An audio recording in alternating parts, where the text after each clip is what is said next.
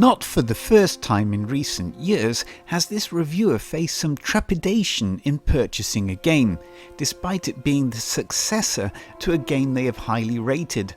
Fallout 76 and Far Cry New Dawn are both examples of such games that left this player with profound disappointment. After watching and reading many initial reviews, most notably Skillup's rather scathing take on the game, it seemed very much that the sequel to Assassin's Creed Odyssey was a far cry from that. Odyssey was a game that this reviewer had thoroughly enjoyed, and it had also shown that a lot of the exaggerated negative criticism levelled at Odyssey had proven to be, for the most part, very misleading. So it was that whilst replaying the whole of Assassin's Creed Odyssey for forthcoming reviews of the game's 2 DLC expansions, that this reviewer decided to hold his breath and take the plunge into the next AC saga. The experience was to prove simultaneously majestic and impressive, as well as extremely frustrating. Assassin's Creed Valhalla is an extremely impressive visual experience, from the dramatic, almost alien landscape of Norway's frigid, ice-capped, jagged mountainscapes to the evergreen, rolling hill serenity of England. The landscapes look beautiful. This player never tired of running, scampering and climbing through the vast landscapes, tracking the next location on the map to discover. Valhalla's updated system of places to discover does add more intrigue for players who enjoy exploration. This will also be to the detriment of players who do not enjoy exploration or discovery, although having said this, there is the option to make discovery less of a focus. The environmental artists have once again delivered in spades. The game is just so large, with so many varied and diverse locations to explore, that it truly is a wonder as to how this studio achieves this, and this coming from someone who has experience in game level design.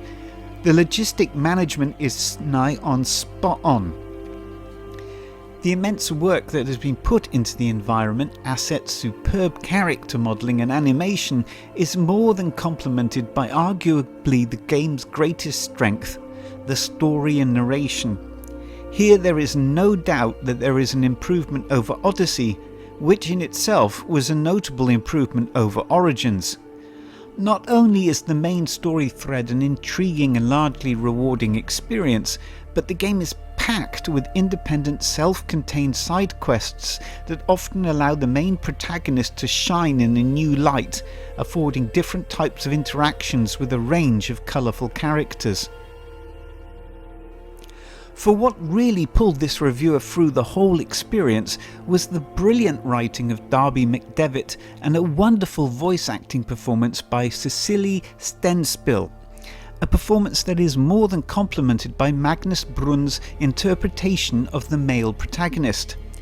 Eivor is an extremely likeable, straight-talking, no-nonsense Norse warrior who displays a gambit of different emotions delivered with impeccable timing and subtlety when required. The above certainly affords Valhalla the ability to be a completely different experience to Odyssey. Valhalla is certainly not just a very large expansion to Odyssey, it is a different gaming experience, despite sharing similarities. Although this reviewer rated Odyssey highly, there was no doubt that the game had an Achilles heel: its combat. Unfortunately, in Valhalla, it isn't a case of an Achilles heel rather than a clubbed foot. The combat is truly exasperating and almost game-breaking. It all largely boils down to just one element: the inclusion of a stamina bar. Believe you me, if I could get hold of the absolute idiot who thought this would be a good idea to include in a game where speed of movement is often essential, whether you are attempting to utilize stealth or not, I would throttle them. It absolutely kills the action of the game dead. Nothing is more dispiriting than to see an extremely healthy female Norse warrior in her early 20s act like an asthmatic 60-year-old after swinging her axes 3 times or attempting to roll through the tall grass areas to escape detection. The reason the combat was acceptable in Odyssey was because you were able to move and dodge freely, but you can't do that in Valhalla, and if the intention was to move away from stealth and more to combat, then it has failed miserably. More often than not, your character just can't move or dodge and has to stand there getting whacked like a whack-a-mole. It is so bad that there were times where this reviewer almost quit altogether. It was only because of the story and Eivor that I wanted to continue. Additionally, for some reason, climbing and traversal doesn't seem as assured as it was in Odyssey. And why oh why did they just not include the ability to free fall without damage again? There is an ability that reduces damage from certain heights, but how high is too high is really difficult to estimate sometimes. As well as all of this, not since Fallout 76 has this reviewer experienced anything like this.